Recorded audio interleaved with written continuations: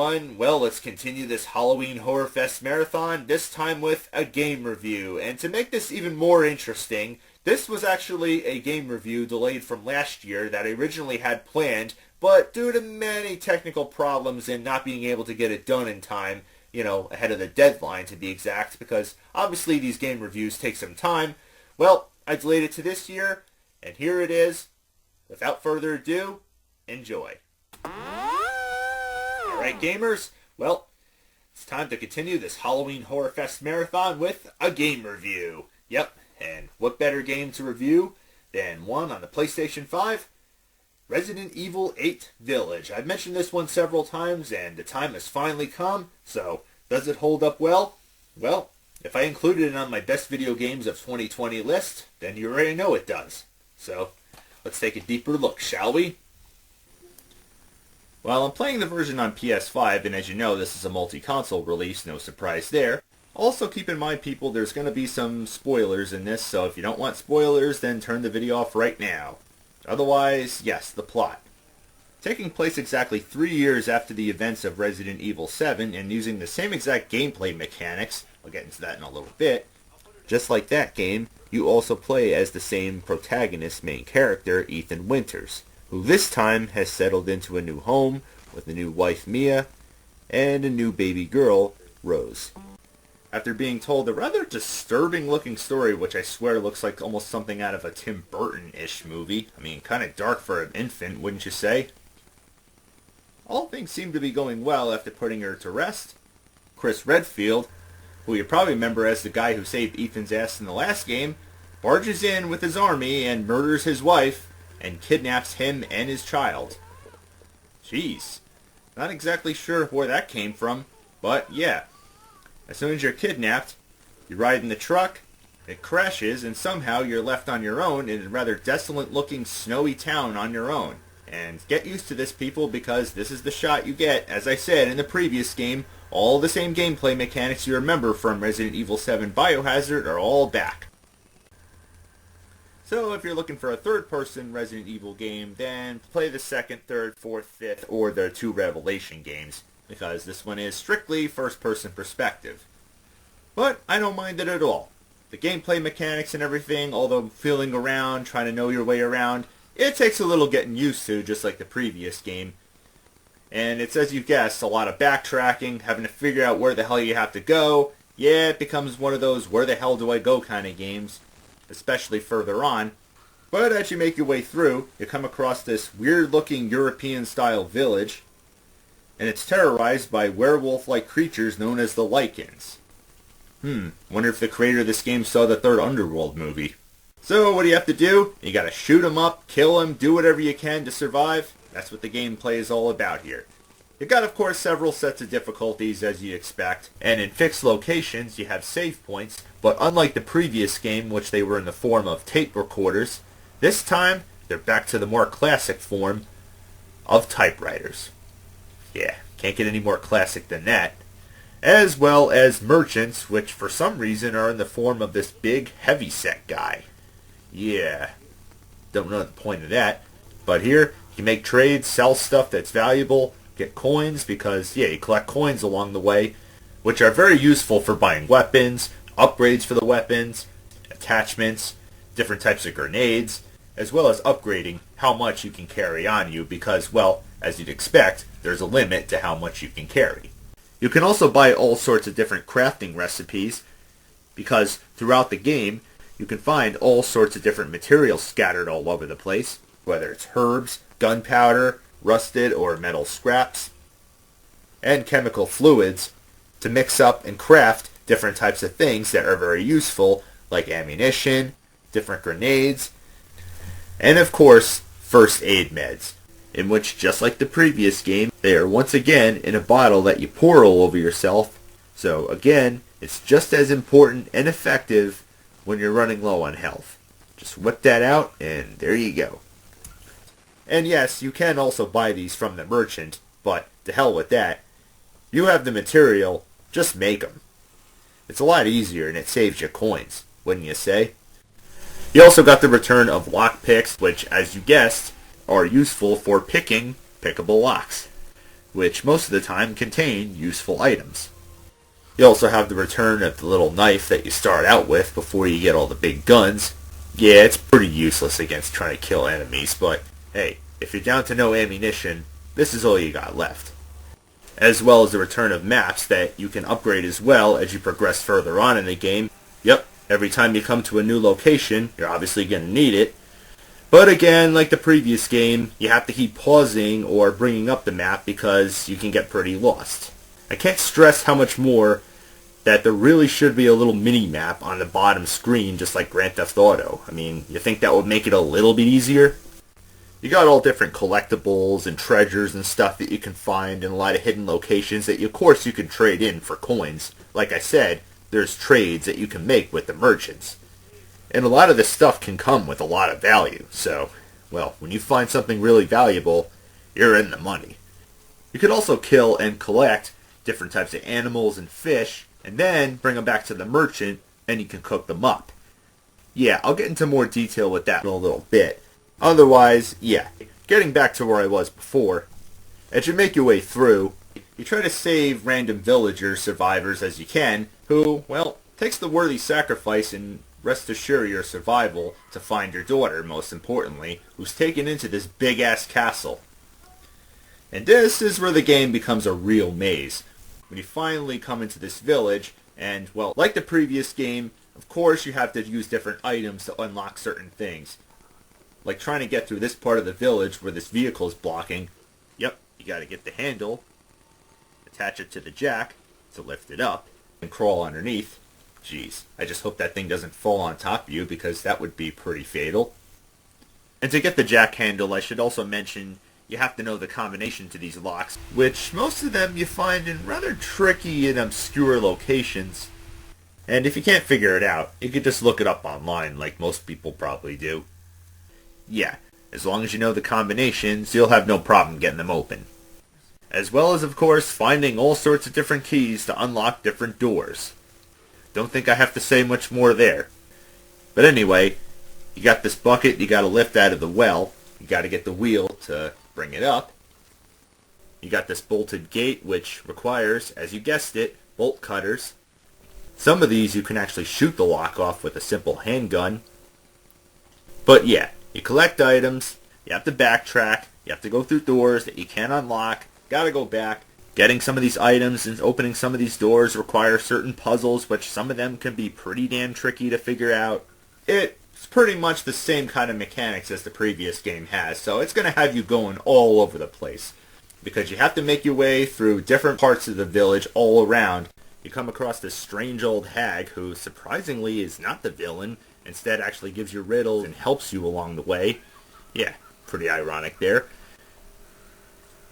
And so you make your way into the castle, not long until, of course, you're captured by our main antagonist and her whole entire family, which is basically a cult. Yeah, literally. I mean, just look at this. This looks like a satanic cult right here, wouldn't you say? And this guy, I swear, looks like Bob from the Tim Burton Batman movie, wouldn't you say? And, well, take a look at the rest of this family of all these creeps, because these are all the people that you have to fight throughout the entire game, and each one is in each fortress, or a castle, whatever the hell you would call them, throughout this entire game. Especially this woman, who's the first one you come across, and, well, remember Tyrant on Resident Evil 2? Remember Nemesis in Resident Evil 3? This is pretty much the same kind of character. Follows you everywhere you go, she can't be stopped, so basically you have to do what you have to do and avoid her as best as you can. Because, well, if you keep getting too close to her, she can obviously drain your health, and eventually kill you. So, yeah, they really stuck with that in this series, didn't they? But anyway, you do barely manage to escape this up family as you make your way through an underground cave with some pretty deadly traps, and, well, you use one of those traps to break the metal cuffs, freeing you of any of that. As you make your way through the first castle or fort or whatever the hell you would call these places. Yes, as I said, there are several of these in the entire game. And this one, it's a big-ass mansion that you have to make your way around and figure out where you have to go. It has some puzzles to solve, doors to open, things to collect, some nice-looking rooms, some really disgusting and gross-looking rooms. That's to be expected. Though you want to talk gross? Look at this part.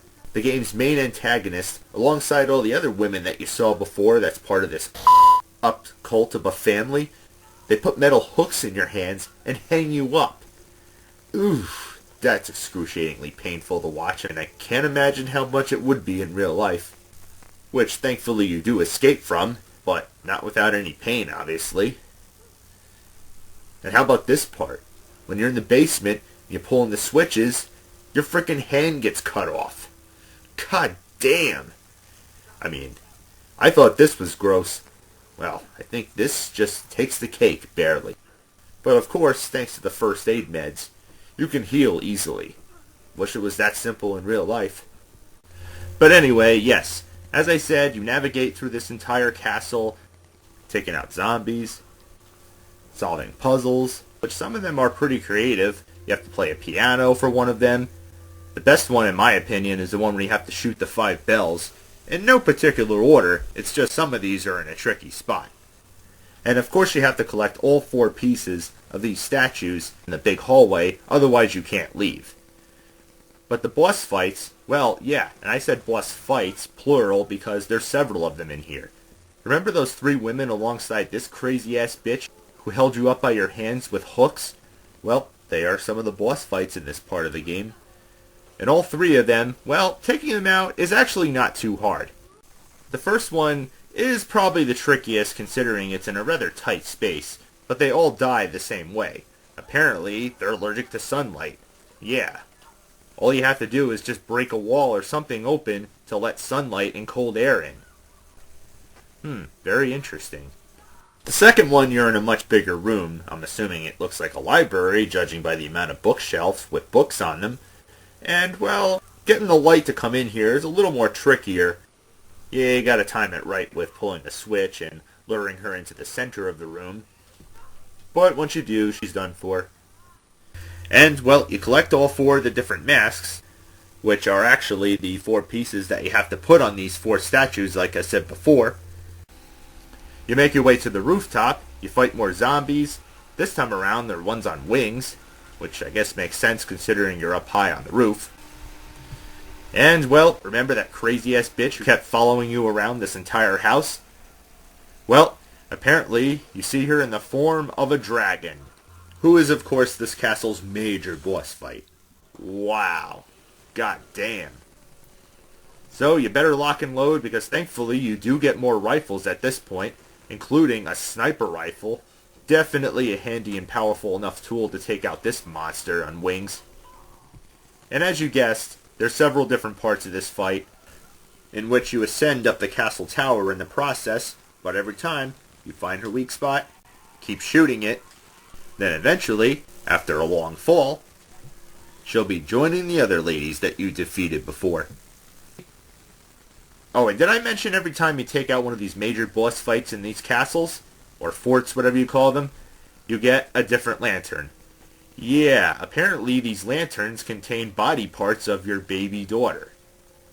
Wow. And I thought I seen sick before, but geez, this takes it to a whole new level. But anyway, yes, with one down, you have yet to make another visit to the village, and you put the lantern in this one spot where all 4 of them go. So the next stop is this house on top of the hill, but before you can get inside, you do have to jump through a few hoops. You have to go across this bridge, get into the graveyard, which is missing a slab, and it requires a rather ultimate sacrifice, which is of course a family photo of your daughter. Yeah, that's precious. And then eventually you'll be in the house. Now, don't underestimate this house. It too is also a pretty ginormous maze. And your first stop is the basement. And yes, it is a typical, not exactly riveting looking one. Dreary, occasionally dark, decrepit, and eerie looking. Especially this creepy ass looking doll who somehow manages to disappear. And, not to jump the gun, it's sort of the boss fight in this part of the game. But before you get to that, there's some puzzles you have to solve. And some of them really stumped me the first time. So, yeah, if you look online, you're not alone on this one. It took me a few tries because there's one thing you have to get, to another thing, and then another thing. Yeah, it's just a real cryptic maze trying to find a way around here. You could probably also take note of the life-size mannequin dummy on this table, which plays a pretty big key role in this level, as well as the elevator, which of course is not working, so you gotta get to the breaker box. You gotta get the key to the breaker box. Then you gotta find a fuse, and then put that fuse inside the breaker box to power the elevator back up, while avoiding this. What in the holy mother of is this? I mean, it sounds like a baby, and it's actually called a baby. Yeah. Should be more like a deformed abomination baby, if you ask me. I mean, my god. This takes disturbing to a whole new level. So, yeah, it'll follow you all around this basement. As if that woman in the first castle wasn't enough following you around. She only drains your health when you get near her. This one, you don't want to get near, because it will instantly kill you by devouring you. I shit you not. So, you obviously want to avoid this thing like the plague. Or hide inside the cabinet. Either way, you gotta get to that elevator as soon as it's powered back up, and get the hell out of there. And as soon as you make it back upstairs on the ground floor, you come across this creepy-ass looking doll that you saw before. But this time it's alongside its maker. And as I said, it's sort of a boss fight. More or less a game of deadly hide-and-seek, actually. Yeah, that's right. This doll will hide amongst hundreds and hundreds of other dolls in this house, which you have to find, and you have to be quick. Because if you're not, well, let's just say more dolls will attack you and try to kill you. So, in other words, speed is the key word here for finding this doll, not once, not twice, but 3 times, and attacking it with the scissors. I guess you can say third time is a charm for this doll, as well as its maker, who you also put it into at the same time. So, with this doll and its maker out of their misery, the second lantern is all yours, as well as part of the 4-winged key, which if you found the other piece of it, you put them together, and then you get a 6-winged key. And this is useful for unlocking the gate to getting into the Old East Village as soon as you make a return. But before you get to that, you might want to put the second lantern in, the same spot you put the first one in, and where all the other 2 are going to go. And so you make your way into there. You fight off a Lycan, especially after he nearly kills you. I mean, jeez. But not long before you acquire the grenade launcher. Hell yeah, now we're talking. And this thing is as powerful as... I mean, it's called a grenade launcher. Of course it's going to shoot explosive ammunition. What else would it shoot? And yes, as long as you have the right materials, you can craft these explosive ammunition as well as anything else. And you can find some too as well, if you know where to look. And this is probably as good a time to tell you all about how to cook using different recipes that either contain fish or meats from different animals, like I said before, pigs, chickens, goats, and fish, which you obviously only find in the water. And you have to bring it back to the merchant in order to do so. But it does require a certain quantity of certain meats or any of these types of animals to be able to cook a certain type of dish. But each one of these dishes has a positive effect on you, and can be very useful, especially as you get further on in the game. Like health increasing permanently, less damage taken, movement speed increasing. Basically, they're all positive things that come out of them, but you have to be able to hunt and know where these animals are, and your map for the most part is pretty helpful for doing so. So as long as you have even just a knife, you'll be able to kill these things no problem. But it's a lot more fun and easier to just shoot them. But anyway, as you make your way through the woods, you come across this giant monster wielding a big axe. Damn. So, it's best to use your most powerful gun, or grenades, or in this case, I also forgot to mention, landmines. You just place them on the ground and, as soon as they step in them, kaboom! Haha, it's so awesome. But your main next destination is the reservoir.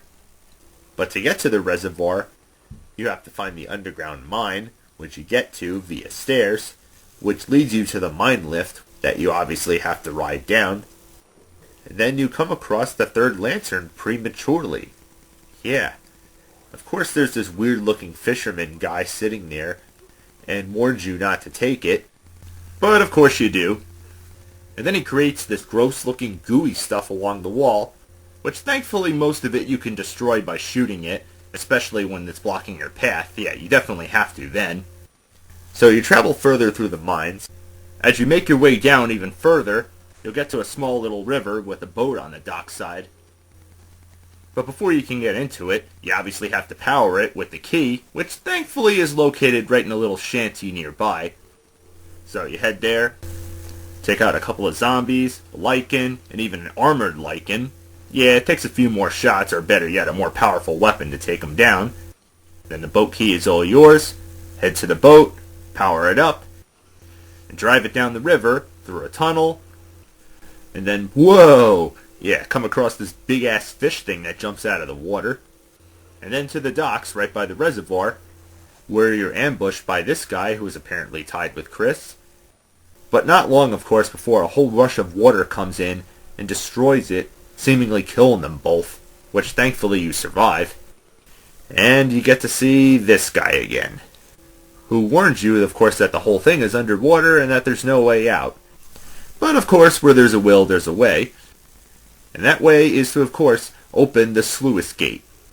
And you do so by making it into the gatehouse and having to turn the power on. Yeah, a lot more puzzles, which also involves the big windmill thing that's located nearby. You gotta use the crank, which breaks, and then you gotta find another crank, which is located, of course, on another windmill. Yeah, that's right, there's not one, but two of these. But to get to that other windmill, you gotta make it through a village, which is completely submerged in water. And you do it by going from rooftop to rooftop by using anything that floats. Some of these you have to create by shooting them, or pushing in these things on wheels, which are in rather obscure locations. Yeah, it becomes a bit of a maze, obviously. Oh, and remember that big-ass fish that you saw before when you were on the boat?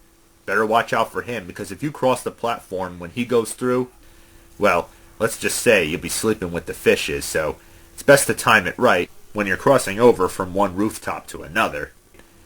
But that's only the beginning, because once you get to this part, this is where it becomes the real challenge. Basically, you have to throw these switches to raise these platforms, and you have to go across them because they do not stay up very long. As soon as they start shaking, it's down in the water they go, and if you're on top of them, you go down with them. It's not too hard the first one, but the last set of them, oh boy.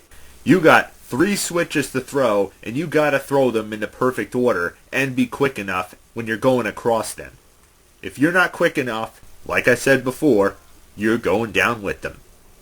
Yeah, this can take you a couple of tries. Believe me, it sure did, and God damn it! Okay, here we go. Come on, and whew, wow. Okay, now I can catch my breath there. Because, yeah, you finally make it to the other windmill tower. As you get the much-needed replacement crank, you do the same thing as you tried to do before on the other one. Move that big-ass thing on the rails, and then actually climb up the windmill and zipline down to the other one. Whee! Whoa, holy shit.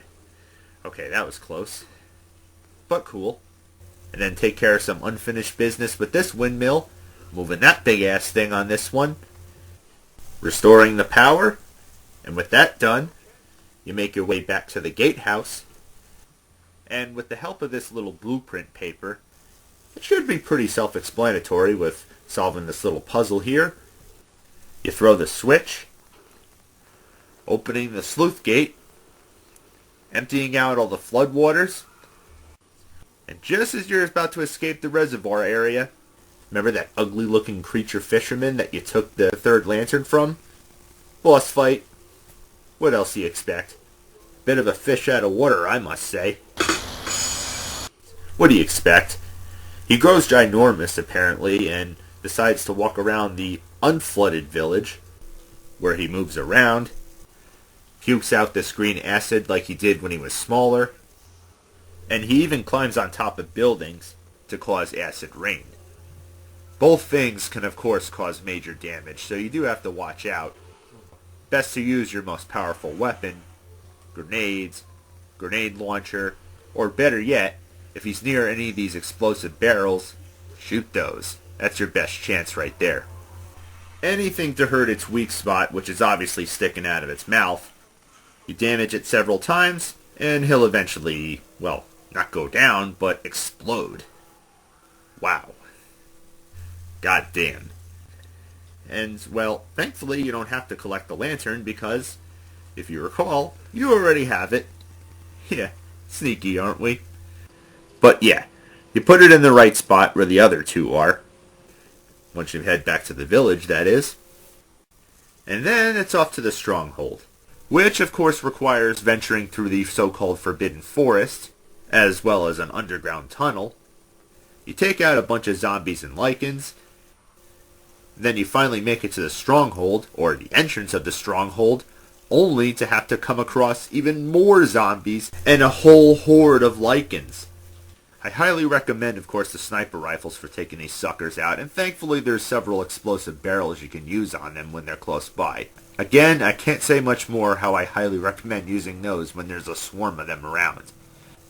So when you finally take them all out, you pull the lever, opening the castle gate, and then open up the big doors, making your way into the stronghold to fight off even more of them. Yeah. It seems like just a never-ending horde of enemies to take out. But once you finally do, you make your way all the way down to the so-called arena room, where you take on a boss fight. Big-ass lichen carrying this big-ass hammer. My god. And yes, again, I recommend the most powerful weapons. Grenade launchers, grenades, anything that could try to take this sucker down. Because you do not want to get too close to him, being that he's as powerful as believe me. But once you take him down, guess what? The final lantern is all yours. So, you take it back to the village, taking the boat underground, that is. And then your collection is finally complete. But your quest isn't quite over yet. Because then you have to make your way towards the factory. And to do so, you have to collect the big chalice that you get out of the altar where you place the 4 lanterns. You place that big chalice in another altar, which causes a big bridge to rise, and then brings you underground, which leads you to a passageway in which if you follow it, you go right over that bridge. And the factory is right there, which you enter, but only to make a shocking discovery, and then be cornered by this same guy who looks like Bob from Batman. He is, of course, this level's main boss fight, and is tricking you and has some pretty disturbing motives. And being that you're completely against him, he releases one of his many test subjects, this level's first boss fight to be exact, which is in the form of a human helicopter hybrid. Okay. But you escape into a seemingly long underground slide, which I have to say looks like a pretty thrilling one. Whee! As you land in a big scrap pit, you climb out, and then your adventure through this big-ass factory begins. And I mean, this factory is huge. It's a huge maze where you gotta collect these keys. But to get these keys, you gotta mold them. And to mold them, you have to collect the mold, bring it all the way back to the casting machine, and there you go. But then, that's not all. You also have to power up this backup generator, and to do that, you have to also mold little cog pieces. Bring the cog pieces back and power it back up. And you got these doors you have to get through by taking the lights out, by either using the knife, or better yet, just shooting the lights out. And whoa, watch out. Yeah, you got these big-ass machines you have to avoid. Otherwise, they'll obviously kill you. So, yeah. It's just like working in a factory. Safety first, right? You got a lot of zombies to take out. And then you got several of these freaking things to kill. Yeah, just aim for the round thing on his chest, which almost looks like the thing that powers Iron Man in his suit. And, do I have to say it? But I'll say it again, use the most powerful weapon on these sons of bitches. And then as you're making your way out, you have this giant fan that's blocking your way, which you have to shut off by shooting it. Might I recommend the sniper rifle for perfect accuracy? And then you climb up on the fan blades. Yep, you walk up them like a spiral staircase. As you make your way out, and not soon enough, you're confronted by, the first boss fight in this level. That human helicopter hybrid guy. Yeah, it's a pretty straightforward boss fight, but basically whatever you do, avoid the blades by all costs. Most of the time he'll charge at you with his blades, so you obviously want to time it right and get out of the way as he does that, and he'll come crashing into a wall or something, which gives you the perfect opportunity to identify his weak spot, which is the round spinning turbine in the back of him. You shoot that quite several times actually, and might I suggest, again, the most powerful weapon, or even a landmine or grenade or something. Yeah, with a lot of good shots to the back turbine, that will pretty much take him out for good. So you continue on your escape from the factory, making your way up, and whoa, yeah, watch your step here as you make your way across this very narrow beam. Yeah, it's like freaking tightroping almost. And up even more, and then you come across the anticipated boss fight against this guy. His name is Heisenberg, by the way. And, well, you don't fight him when he's in this form, no. You fight him after he mutates into this giant scrap metal transformer-looking thing. Wow. And, well, you don't fight him right away. He instead knocks you all the way down into the water.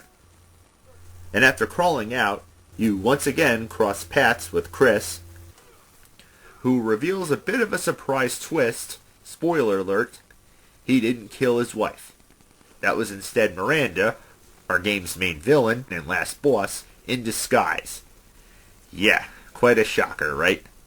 So he decides to aid you on your journey with defeating of all these enemies by giving you this big tank weapon machine, which I have to admit makes it a pretty fair fight considering what you're going up against. So you make your way into the elevator, ride it up, bringing you right to the boss fight, well, after blasting the doors open, that is, which is outside out of all places. And this boss fight may seem a bit complex, but it's actually a lot simpler than it looks. Blocking, of course, is key in this, because it will definitely minimize the amount of damage you'll take, being that he throws quite a bit at you. So yeah, you block with this chainsaw, which is one of the 3 weapons that's included with this tank thing, along with the machine gun on the right side, which you can thankfully fire rapidly, being that it has unlimited ammunition, and then the cannon, which is much more powerful and you want to save for when his weak spot is revealed, because unlike the machine gun, you cannot fire this thing rapidly. No, every time you fire it, you have to wait for the thing to cool down, and as soon as it does, with good timing and accuracy, take your shot, do it several times, and, well, he won't go completely down. He'll instead destroy your tank, leaving you on the ground nearly defenseless. Gee, that really sucks.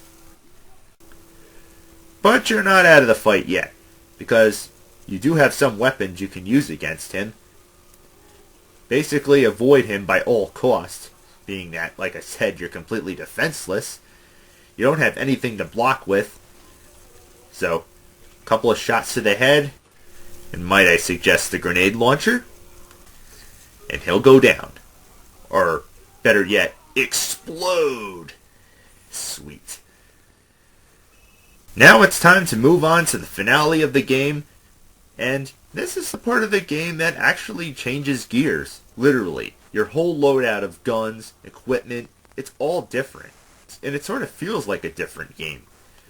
Playing as Chris this time instead of Ethan, despite walking through the same village, with the same sort of atmosphere, same sort of enemies to take out. As you make your way through the village, you take out a whole bunch of lichens, werewolves, the typical stuff you've seen before, and with these guns, you make quick work of it. You got plenty of material you can reload on, not only with ammunition, but also grenades. You have plenty enough until you have to make it to your destination, and use this laser scoping device. Again, this feels very different from a Resident Evil game. It feels almost like a Call of Duty game.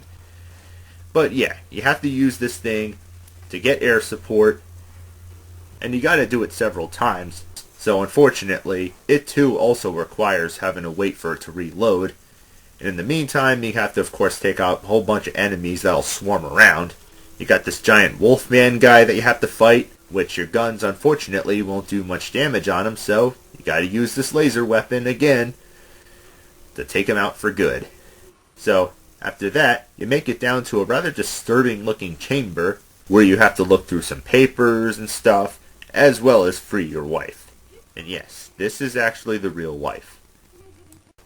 And now you're back to playing as Ethan again, as you return to the more familiar looking village, where you can restock, resupply, do whatever you need to do to prepare for the final battle against Miranda herself. Because let me tell you, this boss fight does not mess around. That's right. You will deal some serious damage every time you get hurt. And she does have 3 different forms over the course of the fight. There's one form that looks like a bipedal, a winged form, and even a freaking spider. I mean, goddamn. So you gotta watch every one of her attacks, basically. Strike at her every chance you get, without trying to get too close. So with some quick dodging, quick thinking, and good timing, you can take her down. So I will definitely say a pretty epic ending boss fight right there. Your wife and your daughter are saved, despite a rather tragic but noble sacrifice to finally finish her off, once and for all. But despite all that, it's still a great game. It shows the true heroic sacrifice of our main character in another great entry in the Resident Evil franchise. As I said, if you loved Resident Evil 7 for its first-person perspective, having to feel your way around, puzzle solving, creepy vibe and atmosphere, then this one will make you feel right at home. I can understand more people like the third-person perspective games, but I'm always open to chances and risks that Capcom is able to take with this franchise, and I say they definitely did, and it paid off. They keep it fresh but familiar at the same time with some incredible looking graphics, especially on PlayStation 5. A very lengthy adventure with some action, some scary moments, and occasionally gruesome ones too.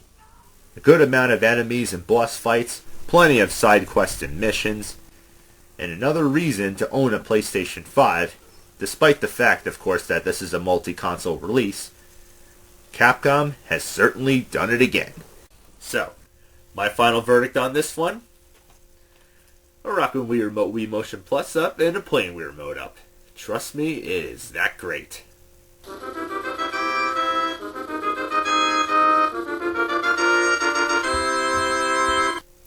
So, till next time, happy gaming.